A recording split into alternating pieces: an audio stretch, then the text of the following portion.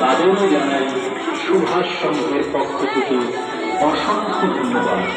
মনে রাখবেন, স্কুলের বিভিন্ন কাজের মধ্য দিয়ে ফুটিয়ে তোলা হয়েছে আমাদের এবারের পুজো মণ্ডপ। আলোর রোশনাই ভরা সুভাষ সংঘ প্রাঙ্গণে দশমীর বিসর্জন।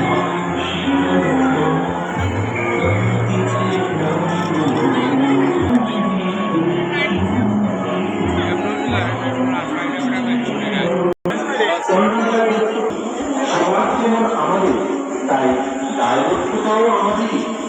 তাছাড়া এবছর ত্রিপুরা সরকারের সমস্ত নির্দেশকে মান্যতা নিয়ে